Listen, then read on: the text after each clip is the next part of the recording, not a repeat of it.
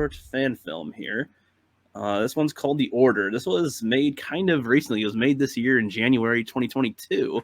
It's got 10,000 views so far. That's really recent. Oh, that is recent. I haven't seen this one. Made by Phoenix Works Films. And yeah, it's The Order Episode 1, Harry Potter fan film. And I saw they're close to finishing their second one. So they'll have a second one out sometime soon as well. I have no idea if this will be good or bad. So that's kind of the fun thing about the fan films, is that there are very large variety of different skill levels. So we shall see. It seems to be a small channel starting up. So you guys ready? Let's do it. Let's do it. I'm already judgmental of the fact that it's not using Harry Potter's font. Okay. Very critical critics here. Right. I'm sorry. How hard would that be? Is the music okay so far? It's reminiscent enough. Obviously, they can't use like the actual Harry Potter theme. Well, because sometimes yeah, they can't use Danny Elfman. Sometimes Fabagulia. What? I don't like how close the text is. Some of these look like they're like the same word, like Victor. There's no space between Medea or Victor Deal Media. Almeida? Mida, I don't know. Almeida? Yeah. Victor de Almeida? Yeah, the text, I agree, could be a little Who different. names their kid Eloy? Yeah, there isn't very good spacing between some of the letters specifically. Yeah, but you see, because you could see the space right here. Like, yeah. Written by, and that's a good one. But then that right there in the second line may as well be all one word. Yeah, pretty much. But the background's not horrible for Harry Potter and getting it started. But I mean, if it were me doing a fan film, though, I'd probably have the credits like this last, because a lot of people would probably click off within the first 30 seconds if they don't see stuff going on. Just that may be the very rationale that they're using, hoping that people will want to see the actual film and they will still actually watch the credits. Yeah. That might very well be the rationale they're using in the universe. It might be. The Order. That was a nice transition. Cut the music off. Lightning strike. Boom. Change the font a little. The font looks the same to me, just bolder. Well, yeah. I mean, it looks like there's a little more texture. Also the coloring. It looks like there's texture to the font now a little bit than. It almost has kind of like a thundercloud texturing to it. Okay, so right now I'm gonna give you guys a heads up on what this means. The Order, it could be referring to a couple of things. I assume it might be the Order of the Phoenix. If I am reading this correctly, that Razier is a Death Eater. Okay, so he's a bad guy. He's on the Voldemort side of things. So it could be that this is the original Order of the Phoenix, is what they're approaching here, because Razier was in both of the wars. So the original war when Voldemort first took over, and then he was also among the Death Eaters when they all came back. So if I'm kind of thinking this might very well be about the Order of the Phoenix, the original Order of the Phoenix, and Razier is just he's a bad guy. So this may be centering around him going up against them or something. We'll see, but we'll see if I'm right. But this is what I'm thinking here. Okay. What she said. I wish there was a way to turn it up. Right now, it's just the music seems to be pretty low, and then it's going up as it goes further. Okay. Protego horribilis. Okay. And they also seem to be kind of whispering. But did you hear that? Okay. Protego horribilis. Yeah, I turned my own stuff up I was a little bit. Okay. Cool. But yeah, they seem to be whispering with it. That's okay effects on the wrist, you know. Yeah, that's not bad. I've seen better, but I've seen worse. Well, they've done good on the lighting as well, because he's got it on his shirt. So that's yeah, they're like the glow on his face, kind of, and they picked like a nice smoky dim atmosphere for this. Mm-hmm. So you're coming at this from a filmmaker. I'm coming at this from the yeah. Harry Potter fan. That's part of this whole fan film thing. It's like, you know, I'll get people on that are super fans of something, and I am, whether or not I am, I'll, you know, give my own takes with it. So you can give the technical aspect, and I can give the this does or doesn't work in terms of lore aspect. Pretty much the lore, yeah.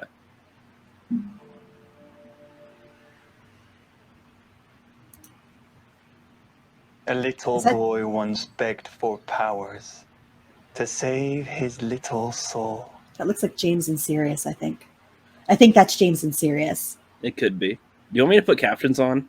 No, Or- no, no. Oh, you can. It's up to you. I Whichever way you might, want. I might, just in case people can't hear. It's like just there. Yeah, that's Razier. Yeah, I knew it. Because the other one's got to be like James and Sirius. I'm sure of it. But none would come to beg or answer, and his pain did grow and grow.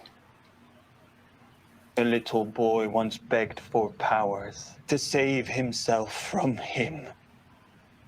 Little Raxidian would beg and beg, till his words came hoarse and thin.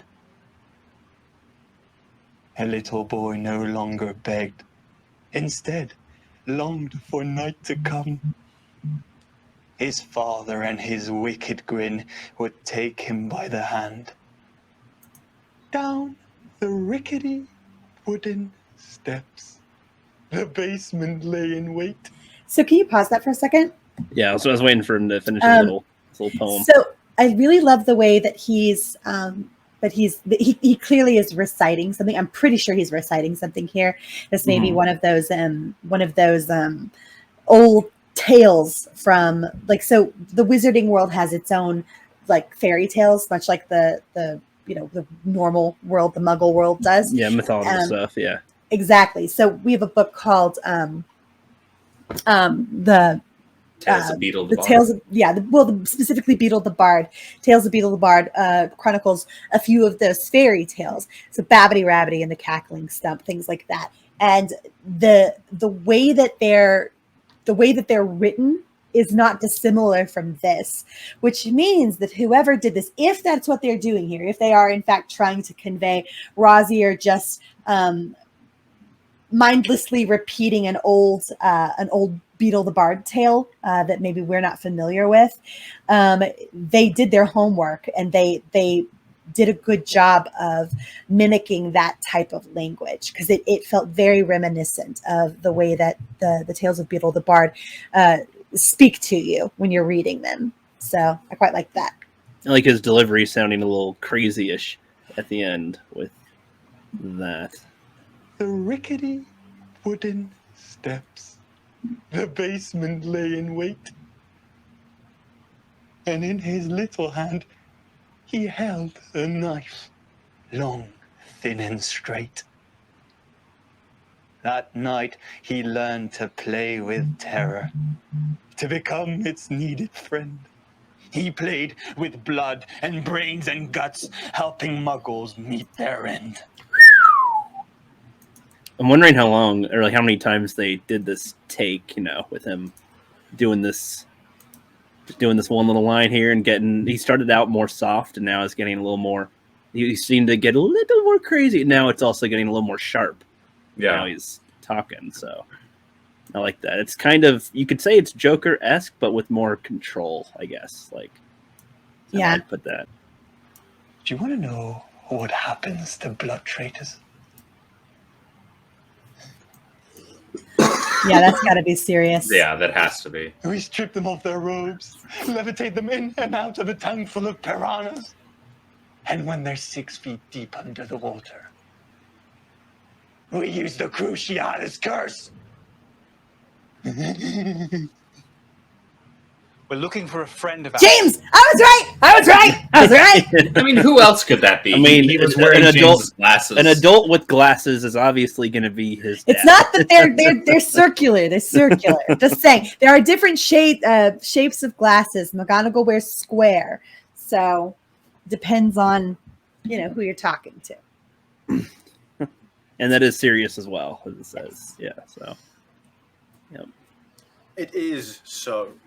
And if you don't answer, we are going to levitate into a tank full of piranhas and use... What? He said we're gonna No, that seems like serious. I think he's levitate you serious. over a vat of piranhas, and then he stopped and then slapped him. So, yeah, that's not out of line with Sirius's. Sirius was very much the kind of guy who would just punch you as soon as talk to you. He was a man of action. It was why he wound up in Gryffindor, and he had no problems getting physical with people. Okay. It just seemed like he cut himself off. He was like, I was going to finish my sentence. I'll just slap you. Though. So Yeah, That's that's not out of Yep. character with Sirius. okay.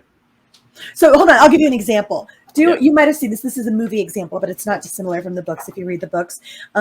Whenever he's standing there in the Order of the Phoenix and he's fighting and he shows up.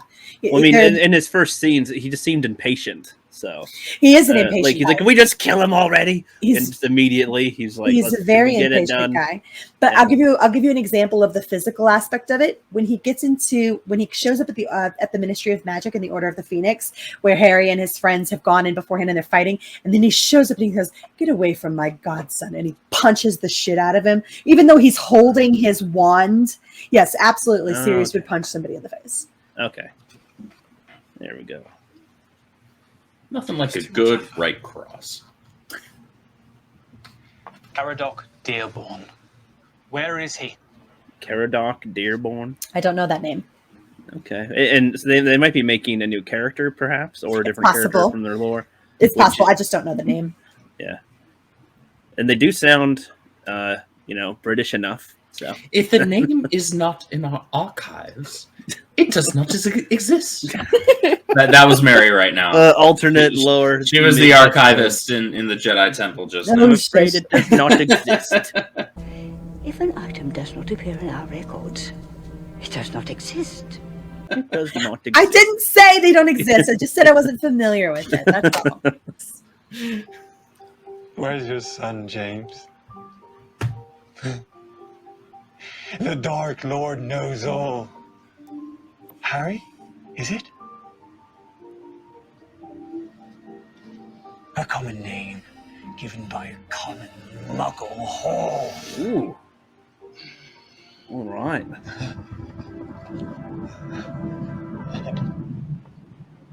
In the wizard world, is Muggle more of an insult or whore more of an insult? Mudblood would have been the correct term to use there, because it would have Done more of a disdain to the dirty species. blood. Yeah, dirty blood. It would have been just as potent as to say mudblood as it is to say muggle. In fact, it would have been far more insulting to say a Yeah, it mudblood. sounds like more. Muggle's the description Muggle of is the the humans, and polite then term. Mudblood's like, ooh, no, they're the filthy scum. Exactly. I will point this out, and I do appreciate this. This was something I was always pissed off at the movies for. Freaking James and Lily and Sirius, they were kids. They were, 19 years old when all this shit goes down. 20 years old. They were young. They were very young when they died. The movies cast actors in their early 30s. They seem like they're 30 or 40. Yeah, they seemed like Yeah. they were in their mid-30s. No, Like, they were they're kids. settled. They seem like they're settled into their life at that point. Like, They were so young Yeah.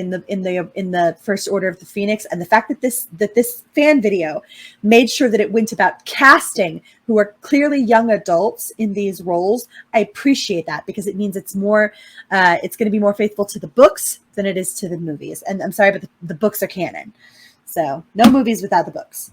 okay.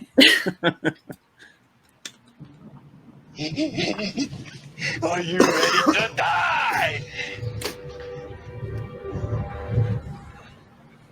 All right, lads.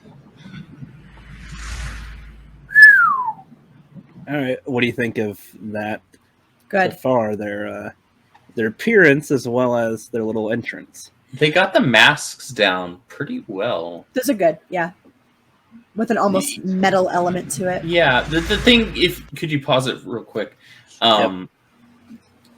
When you're dealing with fan films, you do have to give a little bit of wiggle room. They don't have the Always. budget of a big studio, Right. right? And so you have to scale it to what you expect a small group of, maybe these are, film school students, or maybe they're just friends that, enjoy this content, enjoy this world, and also enjoy movies, and they kind of want to marry the two, You have to kind of scale that down a little bit. And for what I generally expect from a fan-made production, like the effects, like that would have taken a little bit of time for somebody that doesn't have like an extremely expensive CGI processing rig just even something as simple as like the smoke effects that they added onto these Death Eaters when they were disapparating. Like that actually says a lot about like the effort that they wanted to put into this. Unless they got them from Production Crate, which does have a lot of copy effects from a lot of films. I've used some of them myself, or like I have some of them, but it doesn't work as well on my edit. You have to use Adobe specifically and or After Effects to like blend it properly, like how they did with that. So it is easier, sort of, but if they use something different, then yeah, that it's a more difficult process. So. New masks? You're ugly anyway. Okay, they're saying they're different masks, so. And this is supposed to be in timeline-wise. How timeline? So he mentioned Harry. So Harry's an infant. So Harry only. So it's. So Harry dies Harry's family dies in October on Halloween specifically. So he's born at the end of July. So Harry is 12, August, September, October. So he's 12, 13, 14. He's 15 months old when his parents die. So this has to be somewhere within that 15-month span. We don't know exactly how old Harry is. But there's a relatively narrow window. But this still either way would have been at the height of Lord Voldemort's power. Okay. Easy. Come on then. Cocky. Okay. I like that they've got them throwing their bodies into this. Something I always had a qualm with about in the movies was that there was far too much hand work and not enough body work. More flicking, not enough. Not enough moving around with it. And not every spell should look like you're just trying to cast Wingardium Leviosa. Well, it's not all in the wrist. It's well understood that what the effort that you're putting into it internally is what you're going to get. So you're going to get what you give in terms of it. So, and you still have to appropriately move the wand. You still have to abide by the rules. And if they're not using audible spells, it's perfectly acceptable for them to not hear them necessarily call them out. So I don't necessarily need to know exactly what spells they're casting here, but I do want to see visually. I want to see them throw themselves into it. So I appreciate that because there's not enough physical acting in the casting of spells in the actual movies. That always bothered me. Yeah. So what's the rule with the spell casting though? Like as far as like audio to non-audio, like the quick round, a quick round of that. Cause. Okay. So not all spells are audible. And not every wizard is capable of casting a nonverbal spell. I mean, if you work really hard at it, your average to slightly better than average wizard or witch can cast nonverbal spells. It's just that it requires a certain amount of focus and a certain amount of skill and a certain amount of. Well, then maybe this might make it more specific. Like somebody can't do like an Expelliarmus spell without that has to be audio, right? No, absolutely no spell that I know of. As far as I know, there is no requirement in terms of any spell that requires you to say the word audibly. You do, however, have to process the word in your head. So if you were to stop yourself right now and you were to take a wand and you were to point it at, say, anything sitting on your table or your desk in front of you, and you swished and flicked it, and in your head you thought the words Wingardium Leviosa, right? You would, as long as you were skilled enough and you'd practiced enough and you'd figured out how to really transfer that thought into the process of the wand, as opposed to just saying it, but truly invoking those thoughts every bit as potently as you would with words, it would happen. It would work. But you have to learn how to make your mind invoke that thought every bit as potently as the spoken word when uttering an incantation. Okay, that makes more sense to me in a way, because it seems like I would assume there could be a mute wizard essentially. Like, oh, sure. So like that makes more sense in a way. The way they explain it in the movies, I don't remember if they do a line where they say, "Well, you don't have to say a word" or something. They make it sound like they never really address it. They make it sound like you have to pronounce it clearly, otherwise you can screw up. And like when you Diagon Alley, diagonally. Yeah, like, if you're Wingardium Leviosa utilizing and that, it's like they keep on presenting that if you audibly fuck up, then it's gonna fuck up. Not if you're You know. casting a spell audibly, if you're casting it with the spoken word, and you screw up the spoken word, then yeah, you're gonna screw up the spell.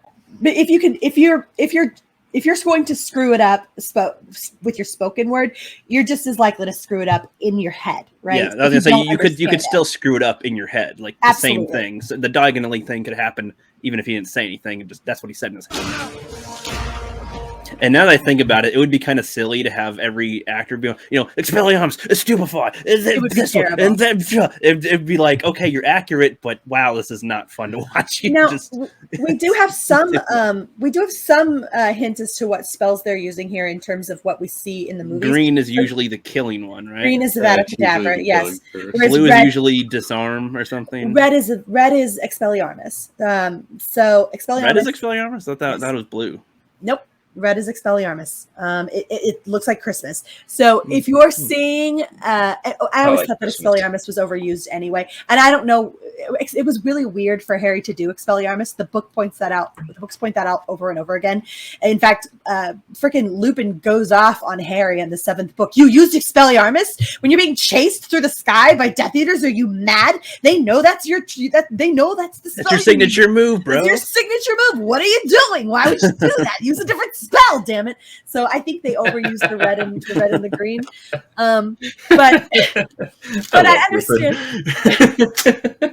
I understand why they would stick with what people are familiar with visually with the red and the green here. So I'm not too mad at them about it. Okay.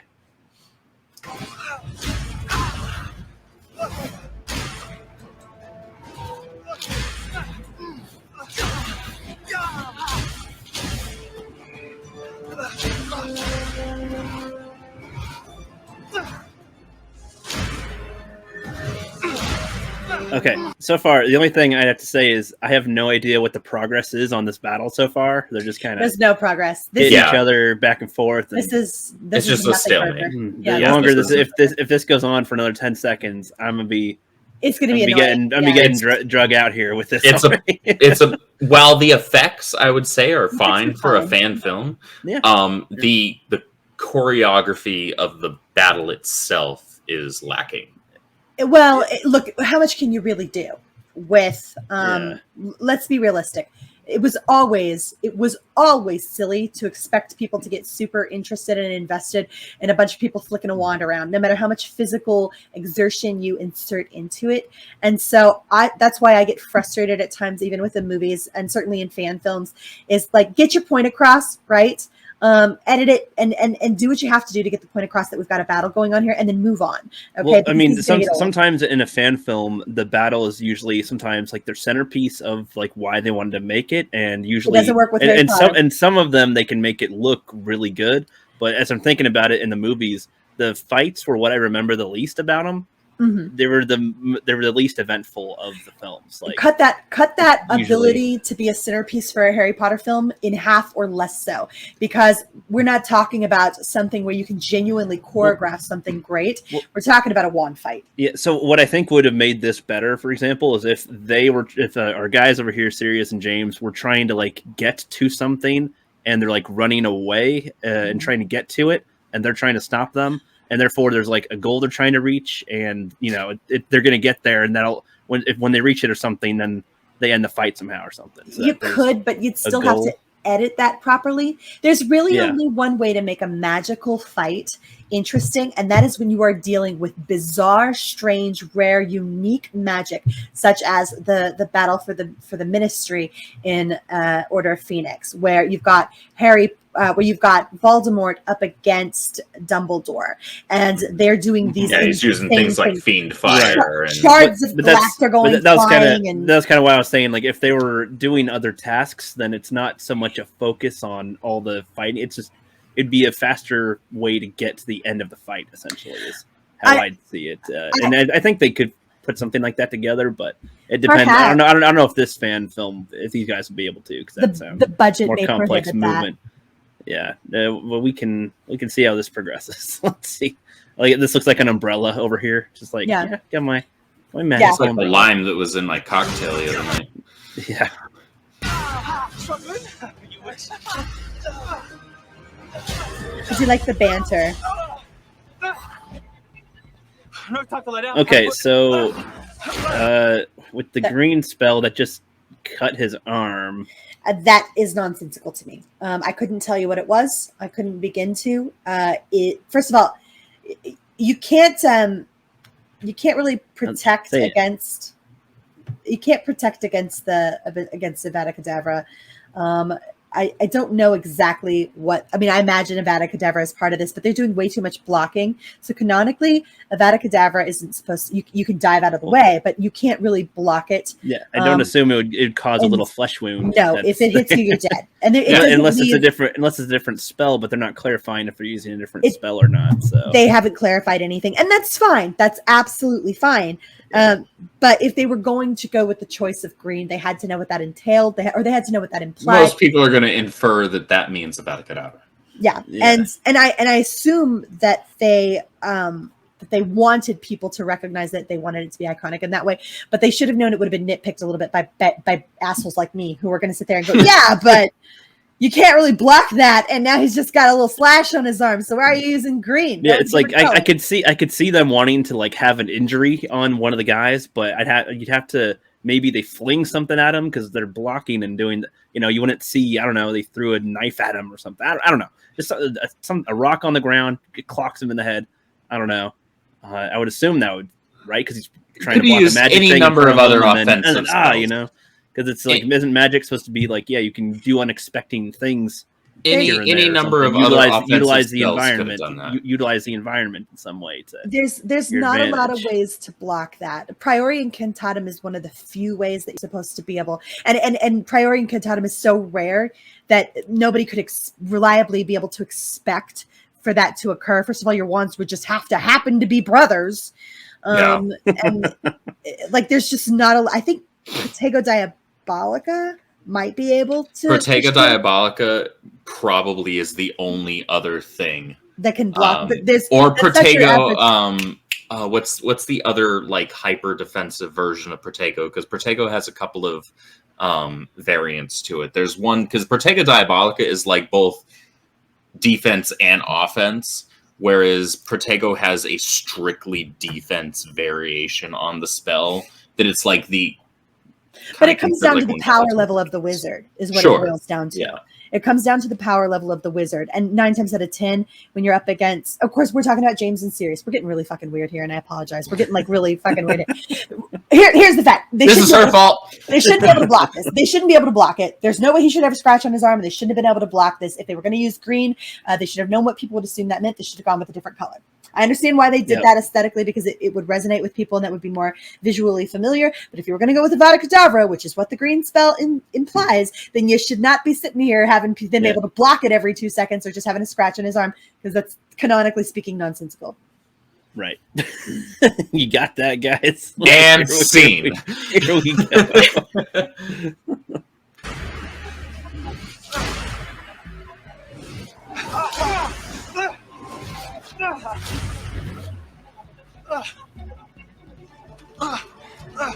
Get up, Sirius, you bum!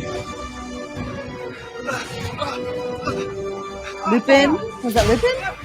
Couldn't tell. Lupin and Pettigrew? Maybe. It's hard to say. These look like it's these look 4 like of them. It's got to be the Marauders. It's these 4. look Yeah. like goons that are like, we're gonna get. We're gonna assume that these are the Marauders. That's a Yeah, good call. we're gonna looks like assume the that's Toady Pettigrew. from the Christmas Yeah. Story over here. We're gonna waddling assume that's over. Pettigrew because he's short and squat, and we're gonna assume the tall one's Lupin. That's all we can do. Yeah, So he the one looks in the like a white piece of shit pants. from far away too. I'm, so ge- it I'm probably getting is. I'm getting the Toady from the Christmas Story vibes for the short guy, and then I'm getting Lenny from Mice and Men from this guy over here. But I don't know.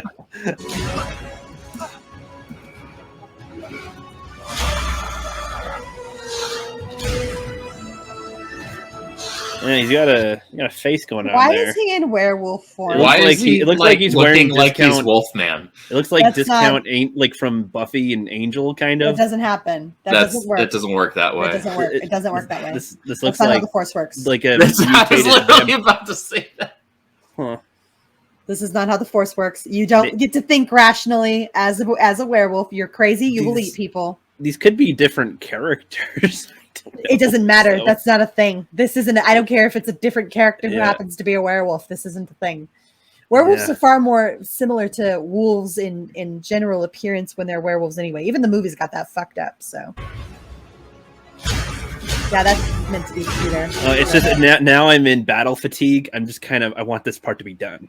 I just want because Yeah, nothing's they're really spending happened. far too Nothing, much time on this. nothing's battle. happened. I was more interested in their opening scene.